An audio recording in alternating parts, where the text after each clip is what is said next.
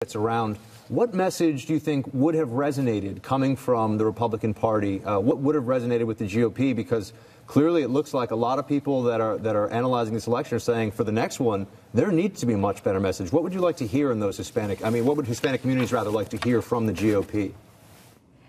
Well, it's clear that as any other American, we wanted to have more opportunities, focus in jobs. That is very important for us. But also it's very important for us is education.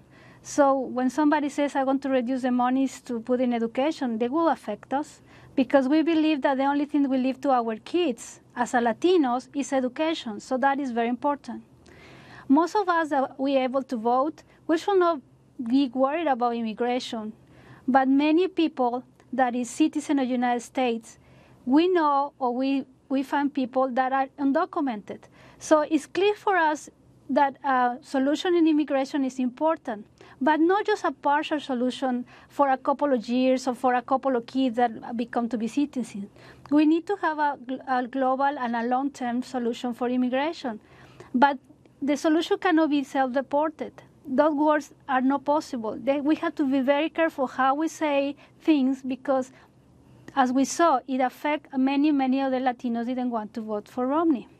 Even that we're using the phrase undocumented and not illegal. And there's been polling done on this, that using the phrase illegal immigrants is a real turnoff to a lot of Hispanic voters. And I know that conservatives bristle, but you know what? It's also about winning, and it's about winning elections. But I do want to point out that, in fact, the GOP has been a welcoming tent to Hispanic politicians. In 2010, we had 3 Latino politicians winning statewide office. Susana Martinez, the governor of New Mexico, first female Hispanic governor in United States history. Brian Sandoval of Nevada. Marco Rubio, and just last night, Ted Cruz of Texas. And one of the things that Susana Martinez says that I think is so key, we've discussed it on the show before, is she was recruited.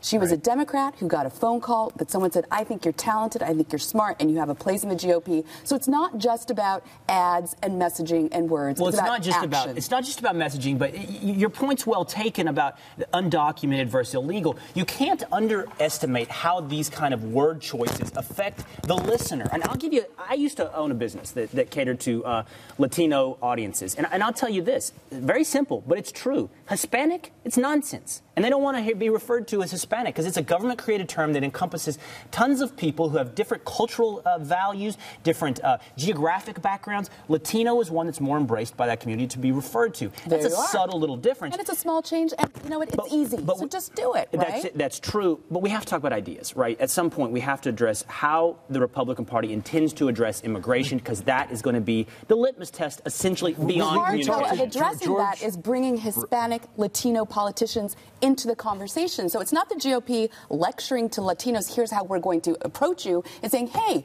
Susana Martinez, come to Washington and meet with the Senate leadership and talk with us. This, I think, has changed the discussion that will happen in the GOP. I don't think many people are disagreeing with that right now. And it's interesting because George Bush, who obviously did much better, we cited that figure, did much better with Hispanic or Latino voters when he was running. He did push for comprehensive immigration reform, if you remember. He did. And he ran up against the shoals of sort of the conservative part of the GOP. Then Tom Tancred is out of there. I think that maybe we may be facing a different world now where you actually recognize that for electoral reasons, for political reasons, and really for sort of the health of the nation going forward, you're going to have to get some kind of a deal done here, and it may be something similar to what was rejected when George Bush tried it. Right, and instead of waiting for someone else to come up with an idea, Republicans need to move forward. They need to put their ideas forth. I mean, the Republican Party is the party of upward economic mobility, the American dream, opportunity. This is why people come to America, to work, to make a better life for themselves. This is an obvious message that we could communicate. Instead of talking about just the border and drones and a wall, that turns people off. So listen, but here, there's an inherent tension in what we're talking about. Now, I have been someone who on this program has said the Republican Party needs to run out front, as you said, on the DREAM Act. That I see the emotional connection of children who were brought to this country of no volition of their own and shouldn't be therefore deported once they're Americans. By all accounts. I think even Romney knows you should have done that now. However, Buck, I think our friend Andrew Wilkow, who joins us on this program, often points out, how do you change laws that have general applicability to apply to people in different ways, right? Why does one population have the law applied to them in one way versus the general application of law? In other words, can you color code laws? When we come to immigration, for example, we have work visas for people of high education. They get a different treatment in terms of coming to the United States. And with the DREAM Act, it's actually not ethnically targeted. Right. It's people who've been in the United States and gone to United States high school and are now going into the military or going to college. So while obviously its impact is on the Latino community, it applies to anybody who has, who meets those requirements. Right. You don't see it as an exception to well, we're discussing how people come to the United States, and we do treat different groups of people differently based on their skill set. It's also time to make the laws to come here legally easier. That's an obvious direction that we could be going in.